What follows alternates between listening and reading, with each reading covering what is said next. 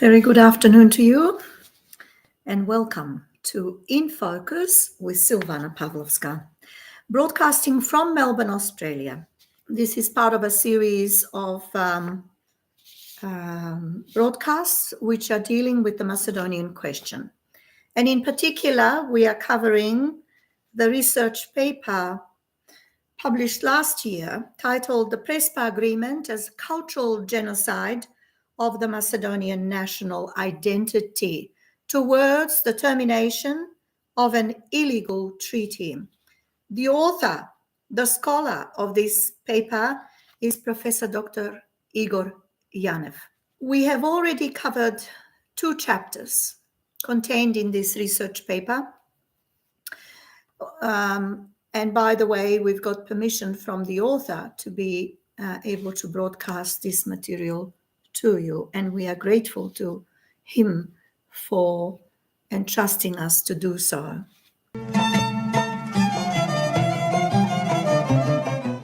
Chapter 3 are flagrant violations of the international law with the conclusion of an illegal Prespa agreement.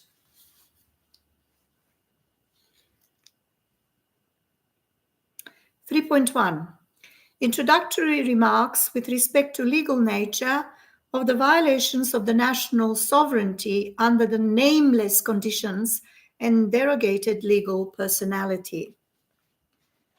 The Prespa Agreement, hereafter PA, between Macedonia and Greece was signed by Greece as the first party and Macedonia as the second party on June the 17th, 2018, in the village of Nivici, near the Prespa Lake, Macedonia, under the auspices of the United Nations. This agreement relates to the resolution of long-standing so-called dispute between the 2 countries over the name of Macedonia. The official title of the Prespa Agreement reads, Final Agreement for the Settlement of the Differences as described in the United Nations Security Council Resolutions 817, 1993 and 845, 1993. The termination of the Interim Accord of 1995 and the establishment of a strategic partnership between the parties. That was in quotation. Indicates that the agreement is based on the accepted or assumed legality of the UNSC Resolution 817 from 1993. As we concluded in the previous chapters of this book, any denomination or so-called reference or so-called provisional name for the state, replacing its constitutional name, could not be a valid legal identity of the state for any legal representation or for contracting process. Taking that legal aspect into consideration, we have to derive a conclusion that the second party in the Prespa Treaty may not be a valid contracting legal identity. And for this reason alone, that treaty should be considered as invalid one. Second party described in the Security Council Resolution 817 from 1993 of the 7th of April 1993 apparently could not be a legal identity for contracting processes, particularly not out of the UN system, since provisional name or reference for the state is by UN definition applicable only in the UN system and not erga omnes or for bilateral treaties. In the United Nations Security Resolution 817 of 1993, instead of the name of the applicant, special formulation was invented with the wording, quotation, state whose application is contained in document section 25147, reducing ID of the applicant to the number of the application for membership. From a legal point, constitutional name of the candidate, that is the Republic of Macedonia, for the UN membership was hence not recognized by the UN organs. And provisional denomination of the FLAGRANT was used as an artificial provisional designation only for UN purposes, despite the fact that the UN organs and the organization were not legally entitled to recognize states, since the UN organization does not possess this capacity, as we have seen in document UN section 1466 of 1950. For that reason, since the UN Security Council, by bypassing of the name of the state, violated the law of the organization, including the imposition of illegal and limited denomination as one of the additional conditions for UN membership, see previous chapters, we may derive the conclusion that provisional designation was not a valid ID for contracting erga omnes, thus consequently invalidating the Prespa Agreement as a bilateral international treaty. The UN Security Council Resolution 817, 1993, with its invention of bypassing of the name of the state, violated the international law and recommended nameless state, a nameless state, that is Republic of Macedonia, to be admitted in the UN membership. This is beyond belief. Furthermore, this recommendation for nameless state was adopted by the UN General Assembly, and as a consequence, the state was admitted as a nameless member in the UN. And the story does not end here. For another Security Council Resolution 845, I beg your pardon, with another Security Council Resolution 845, the nameless state that was supposed to be sovereign was subjected to negotiate with the state that actually does not recognize it in order to establish together its name and to be recognized by the UN by the new name, product of negotiations.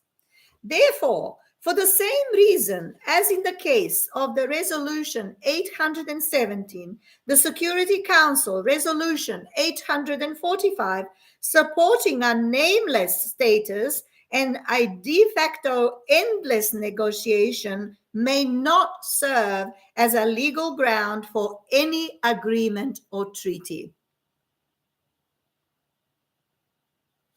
The purpose of the UN Security Council Resolution 845 was to force a state to misrepresent itself and to accept illegal membership status with the nickname, providing a framework for extended pressure aimed to rename the state with an agreement needed to nullify the legal identity of that state.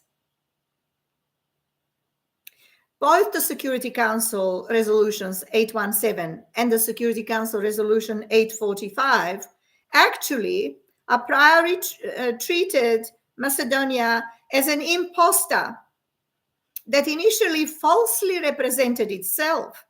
Instead of taking into account in the international law and principles of peremptory nature, both resolutions establishing illegal nickname and negotiation framework in a preposterous way violated the UN Charter and the basic norms of international law.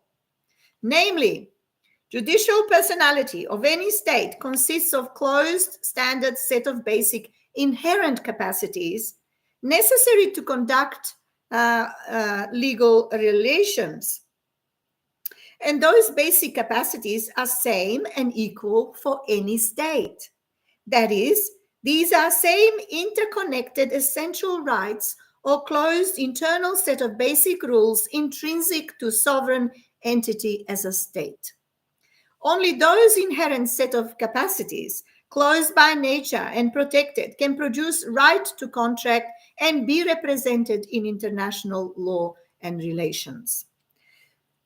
With respect to our case, legal identity pertains to that closed internal set of capacities or rights that are necessary to define the judicial person that conducts legal relations, since without the judicial person does not exist. Sovereign judicial personality is not subject of external revision of the basic capacities as defined interconnected set of norms, since lack of those rights would prevent conducting of the international relation and hence abolish the statehood. In the absence of the judicial personality, a state would cease to be a holder and bearer of international duties, responsibilities, and rights, thus reducing the ability to interaction to a level of senseless minimum due to the loss of any accountability for its actions. Beggars belief, doesn't it? The subject matter of the Prespa Treaty is defined in the preamble of the treaty. Quotation, resolving the difference pursuant to Security Council Resolutions 817, 1993 of April the 7th, 1993, and 845, 1993 of 18th of June, 1993, as well as Article 5 of the Interim Accord of the 13th of September, 1995, in a dignified and sustainable manner, having in mind the importance of the issue and the sensitivities of each party. As we mentioned in the previous discussion above, says the author, Prof.d-r Igor Janev, any reference replacing the chosen national name creates illegal denomination, such as the provisional one, the FIREM. We should now emphasize that such denomination, replacing the constitutional name and a national name chosen by the people of Macedonia, should always be considered and qualified as an illegal and invalid in all cases, both for states provisional, that is the use as for reference, the FIREM, or permanent denomination cases, by agreement or external decision providing for naming or renaming. Such denominations for states, needless to say, have impositional character against the original choice and will of the people, or an original choice of the nation as a collective national community with its collective human rights. Hence, the external imposition always creates sense of turning people forcefully into something else, apparently in violation of their inherent rights, that is self-identification and independent self-accomplishment. The violations of Article 1, Paragraph 2 and Article 2, Paragraph 7 of the UN Charter in the Security Council Resolution 817 of 1993 represent a blatant breach or breaches of the UN Charter and general and peremptory principles of international law. Similar conclusion can be derived with respect to the Security Council Resolution 845 of 1993 that apparently violates Article 1, Paragraph 2, Article 2, Paragraph 1, and Article 2, Paragraph 7 of the UN Charter, providing for fake legitimacy of an illegal denomination combined with flagrantly illegal negotiation framework. We note that the UN General Assembly admitted Macedonia to the UN membership, General Assembly Resolution 47/225, 1993, all these things happened in 1993, it seems, on the basis of the Security Council Resolution 817 of 1993, with the additional humiliating conditions therein. The UN basically didn't recognize the sovereign legal identity of the state. And in fact, it participated in the creation of an artificial dispute over national identity of the state and its people, replacing sovereign ID with groundless, limited provisional ID.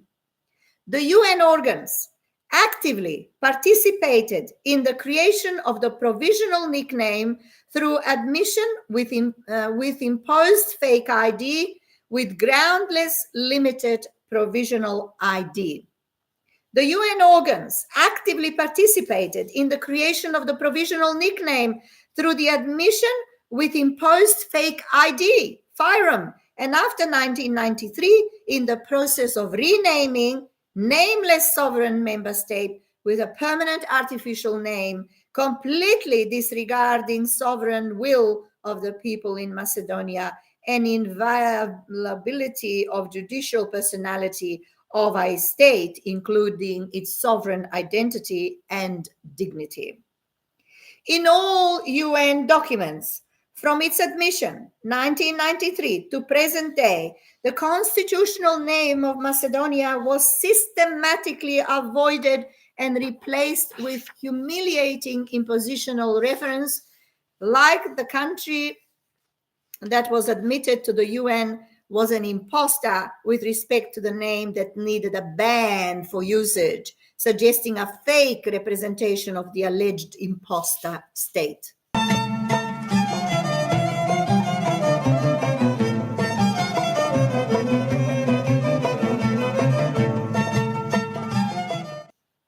Unbelievable how things can be, or people can manipulate even on that level. 3.2, Chapter 3 of the Prespa Agreement as cultural genocide of the Macedonian national identity towards the termination of an illegal treaty, a scholarly paper publication published in 2023 by Prof.d-r Igor Janev. Chapter 3.2 is titled The Legal Grounds of the Prespa Agreement and the Flagrant Violations of International Law. As we explained in the previous discussion above, says the author, the Security Council Resolution 817, 1993, proposing to the General Assembly admission of Macedonia by imposing 2 illegal additional conditions and obligations on the applicant state for its UN admission, after affirming that the applicant meets the criteria for membership laid down in Article 4 of the Charter of the United Nations, they created an ultra vires act, since the resolution of the Security Council 817 is in severe conflict with the advisory opinion of the International Court of Justice, or ICJ for short, of 28th of May 1948, and the General Assembly Resolution A/RES/197/3 on 8th of December 1948. The Security Council Resolution 817 of 1993 is therefore partially illegal resolution, part that contains illegal additional conditions, and as such, this act cannot serve as the valid legal source or a ground for any agreement or a treaty. Same conclusion goes as well for the United Nations Security Council Resolution 845, 1993, that represent merely an extension of legally deficient and defective Social Security Resolution 817 of 1993. In the Security Council Resolution 845, adopted on the 18th of June 1993, after recalling the Resolution 817 of 1993 and considering the Secretary General's report pursuant to it, The Council urged both parties to continue efforts to arrive to a speedily settlement of the remaining issues between them. Wow. This Security Council resolution, as we may note, did not exactly have a security character, but it is rather a sort of appeal to the both sides to settle the remaining issues, and as soon as possible. With their request for speedy settlement, it appears that members of the Council, some of them, says the author, understood artificial nature of that dispute, and in order to avoid embarrassment for the UN organs, urged that matter be closed as soon as possible. It is obvious that Greece or their allies in the United Nations organs pushed in the Council for a resolution that avoided resolute wording and only asked for resolving remaining issues, in brackets, minor problem, providing once again that the problem was not even from begging, i.e. from the Security Council Resolution 1993-807. We shall never forget that, 817, 1993, of security nature, and that groundless nickname was a mistake and an embarrassment. The Security Council Resolution 817 of 1993 was delivered under apparent misconception of the Council. It was actually demonstrated and proved by later developments when no other Council resolution was adopted for so-called remaining issues with respect of the naming of difference. With respect of the name or difference. Naively, Macedonians for 3 decades believed that the problem with Greece was of a security character, and in the lack of an understanding of the law, blindly continued to negotiate the subject, in quotes, that could not in fact be a legitimate subject of any dispute involving state renaming. What the Macedonian government actually didn't comprehend was the basic principle that two states may not have a dispute or a difference, in quotation, with respect to their state's name, and that its name could not be suspended in the UN and replaced under presumption that the country was nameless. As we stressed above, the inherent right of a state to have a name is inviolable, natural right, and that inviolable right can be derived from the necessity that a judicial person must have a legal identity. And apparently that implies that there could be no disputes or, in quotes, differences over the state's name, since this category of judicial personality is not negotiable. As explained in the previous discussion, in the absence of such an identity, the judicial person, such as a state, could to a large extent lose its capacity to interact with other judicial persons, that is, conclude agreements, etc., and independently enter into and conduct its external relations. As explained in the previous chapter, external interference in the form of international act, resolution, decision, agreement, etc., or imposed negotiation seems to be legally completely inadmissible and illegal. The name of a sovereign state as a legal ID or a national name is, thus, an essential defining element of its sovereign judicial personality, both a domestic and an international ID, as in fact, same category or capacity. And as such, essential internal element, it is a basic component of its statehood and people's self-determination, as explained previously. The principles of sovereign equality of states with equal attributes and the inviolability of their judicial personality as a closed set of inherent norms, which are common for personality of every state, lead to the conclusion that the choice by a state of its own national name, that is the ID, is a basic inherent right of the state and inalienable choice by the nation alone. As we showed above in previous discussions, it's also an essential part of the right of self-determination, determination of one's own legal identity, i.e., it belongs to the area of basic collective and even individual international human rights, derived from the collective rights, and thus belongs to the domain of jus cogens norms within the corpus of basic inviolable human rights.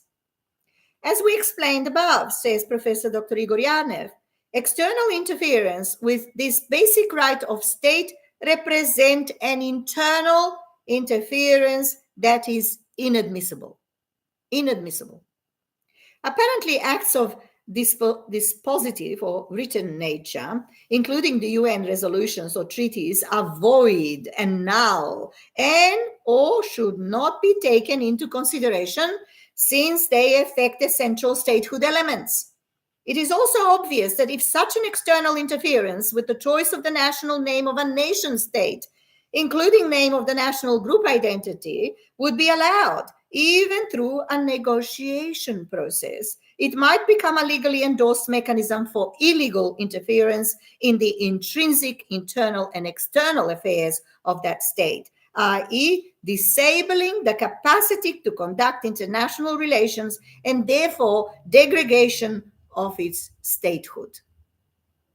With the change of the name, state may not be the same international subject as before the renaming, and the very fact of external act for renaming leads to the conclusion that state lost its independence and sovereignty, so that it became a fake state with the fake name. Therefore, the condition for acceptance of a provisional name or denomination is also in violation with Article 83 of the Vienna Convention on the Representation of States in their relations with international organizations of universal character of 4th of March, 1975. Dealing with the issue of non-discrimination of states in these mutual relations. A legal identity or a national constitutional name of a state, by definition, is an essential element of both internal, meaning domestic, and international legal personality of a state, and may not be subject of any intervention, particularly not by external acts such as agreements or resolutions or decisions. The legal responsibility of the United Nations for violation of its charter's provisions stems from the UN duty to respect the basic rights of the states, either as applicants or UN members, and their judicial personality, which are protected by the principles of international law enshrined in the mentioned articles of the UN Charter. Before the conclusion of the Prespa Agreement, I, as a scientist, this is the author speaking, and the author, we know, is Professor Dr. Igor Janev.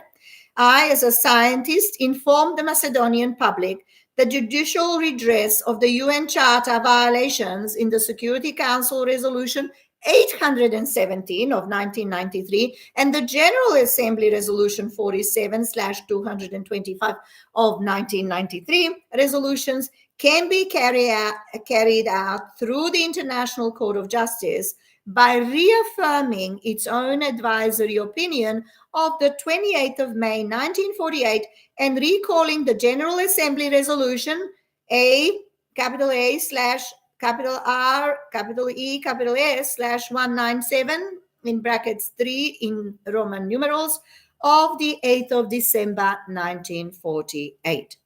I should also mention a possibility of suing the UN organization for conducting discrimination in the membership of the UN against one member state when the Vienna Convention on the Representation of 1975 enters into force, which is accepted to occur next year, 2022, says the author.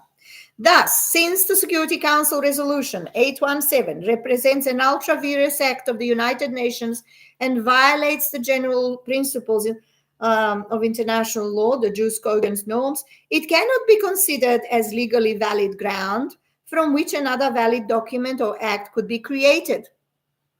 The legal principle ex injuria jus non oritur.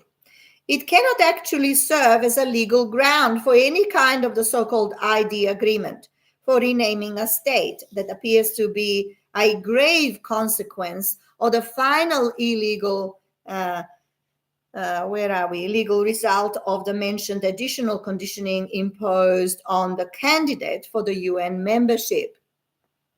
Similarly, we can derive the same conclusion with respect to the Security Council Resolution 845, providing for baseless, endless negotiation on the subject matter that is strictly in an internal jurisdiction of a state, protecting a nickname given by the UN bodies.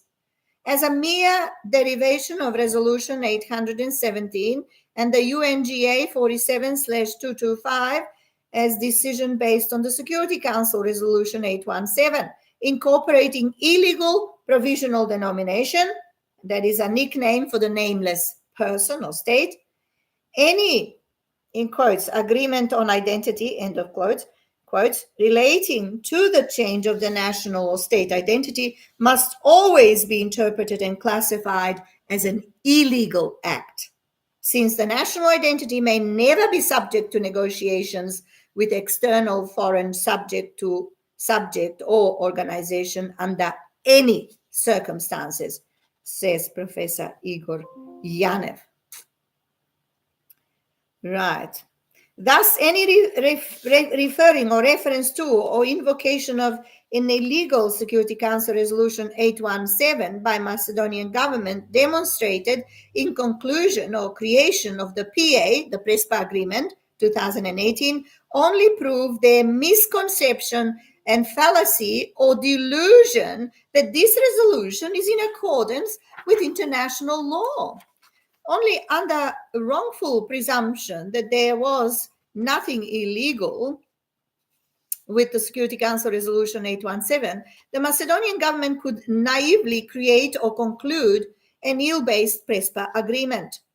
Suppose, for instance, that there were no non-universal, I beg your pardon, there were no any universal organization created in our modern era of historical institutional development, such as the UN. Suppose there wasn't one UN organization, 20th and 21st century.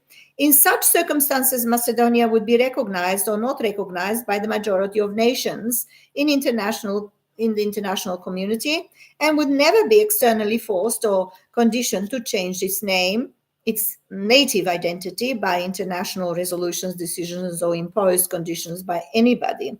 The only results of such imposed agreements or compromises as a result of previously imposed additional conditions, for instance, as in the case of Macedonia, could only serve as an illegal instrument for cultural negation, denial, or cultural assimilation, actions of illegal nature by definition of the UN and UNESCO with respect to the rights for national and cultural identity, cultural genocide, says Professor Dr. Igor Janev, the author of this research paper, publication published last year, titled The Prespa Agreement as Cultural Genocide of the Macedonian National Identity towards the Termination of an Illegal Treaty. And you are listening to In Focus.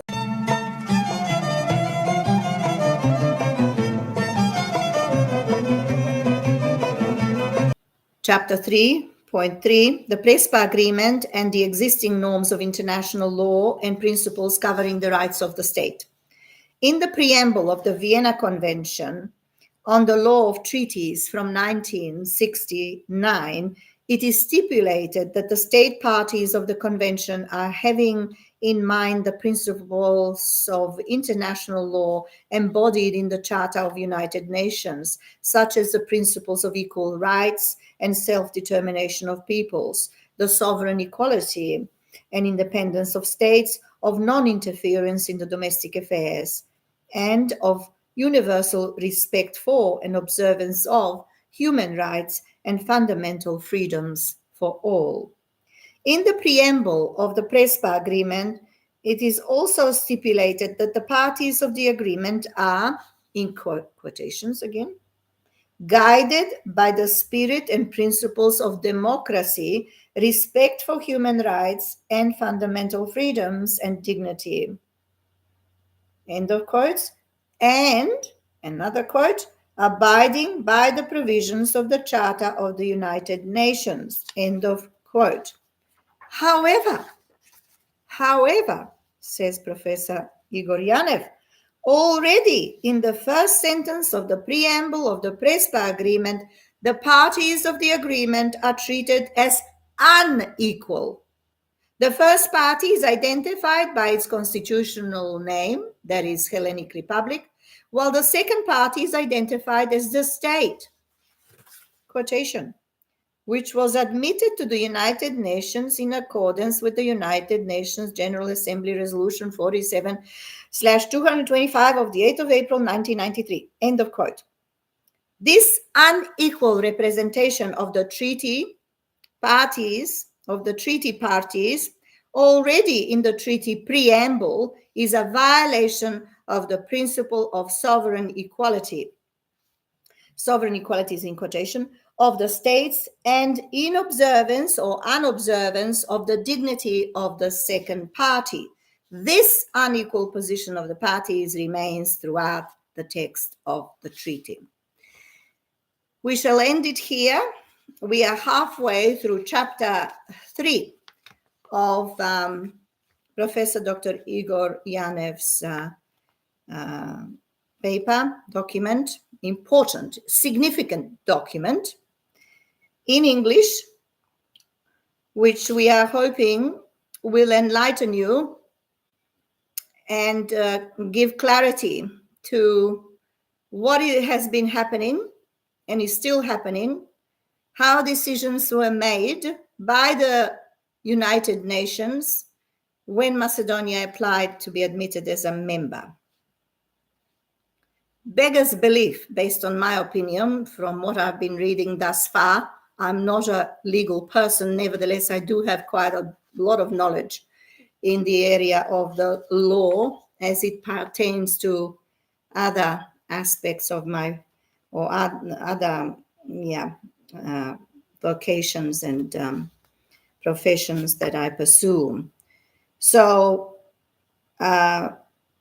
please listen to this broadcast and do continue listening to these broadcasts as we will be covering the remainder part of chapter 3 very, very shortly in a separate live broadcast.